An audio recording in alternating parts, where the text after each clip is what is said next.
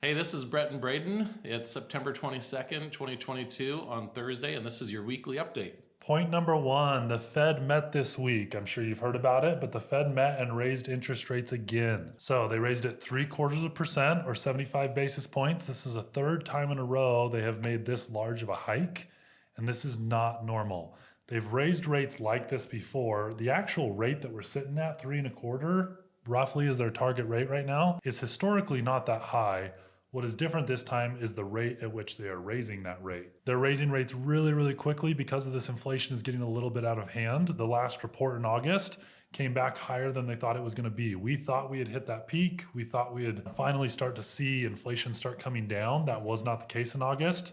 And so they did another 75 basis point hike trying to get it under control. And that's kind of the problem with mortgage interest rates right now is the markets are not really liking what the Fed is doing, or at least they don't feel like the Fed has inflation under control. Yep. And so that's why we've seen, especially the last few weeks, mortgage rates going up as well. It's a common misnomer that when the Fed raises interest rates, then mortgage rates go up. That's not the case, at least not for long-term interest rates. That's more market, reactions to what the Fed is doing that affects rates. So the second point is what to expect from the Fed from here, and unfortunately that's more interest rate increases. So in November it's expected that they're going to raise rates another 0.75%, and in December another 0.5%, so another 1.25% for the rest of this year. And again, they're doing that to try to tamp down inflation, to try to get inflation under control. We pay attention to a few different sources, Barry Habib with MBS Highway and Mortgage Market Guide. Those are companies that provide information to loan officers. That's where we get a lot of our information from, but I don't know who predicts interest rate increases, but they're almost always, it's like a 99% accuracy level. There's a lot of big, JP Morgan, their head economists will come out and predict the rate, stuff like that. Funny enough, there's actually a Vegas line for betting this, and you can see the likelihood of the percent increase and you can bet on it. Lots of people speculate on it, and they know within 2 to 3 months what's going to happen just because data is pretty accessible nowadays. The Fed doesn't have anything that we don't have.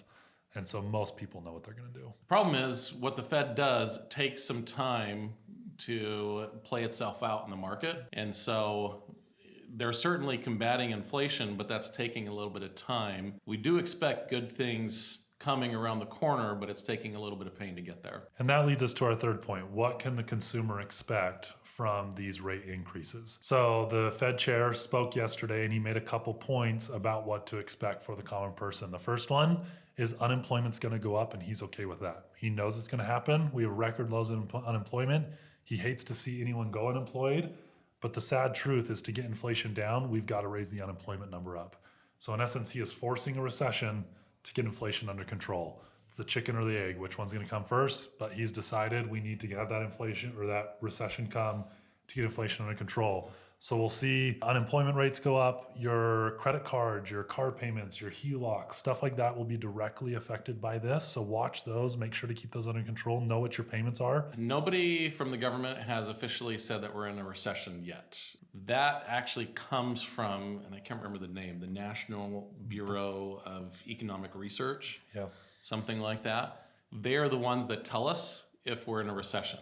So they actually have to say it for that to be the case. The rule of thumb is that you're in a recession when you have 2 consecutive quarters of negative GDP growth. By that definition, we're in a recession. Yeah. But it probably won't be announced, our guess is, until fourth quarter or first quarter of next year. Most of the time they announce it in hindsight. Really nice of them to do that. But they're like, hey, 12 months ago we were in a recession.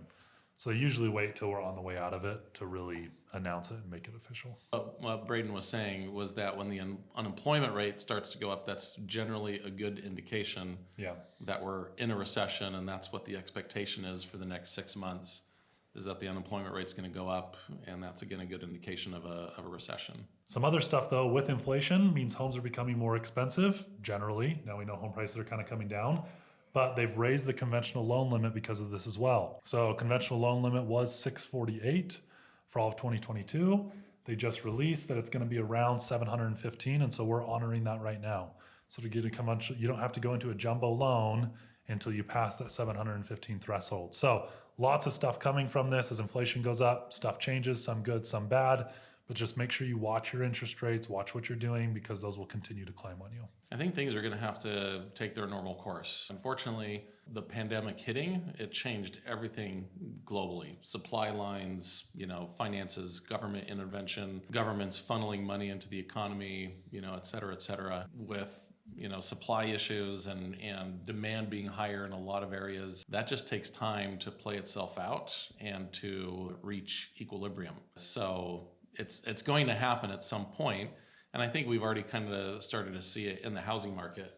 Things have started to cool a little bit. And I think that's really just, heading in that direction of reaching more equilibrium. Economics really is fairly simple in its base root. It is supply and demand. That is the study of economics, is supply and demand. And so what happened during COVID is, if you think of supply, demand, this is getting a little complex, but we had no supply because warehouses were shut down, shipping lines were done. They took away our supplies, which moved that curve to the left, and then also throw money in the economy, which took this curve up. You can look at the intersection, it moves dramatically up. That is inflation. And so to bring inflation down, you've got to increase supply and decrease demand. The way you decrease demand is you make it harder to get access to money, or you raise interest rates. Increasing supply is a little bit harder to directly correlate. Yes, officially saying the pandemic's done, opening up shipping lines, foreign affairs, there's a lot of stuff you can do to try to do that. But when you just look at supply and demand, COVID was the perfect storm to decrease supply and increase demand and print money. We need to do the opposite now, and that's what the Fed's trying to do. So this has been Brett and Braiden with Fulcrum Home Loans with your weekly update.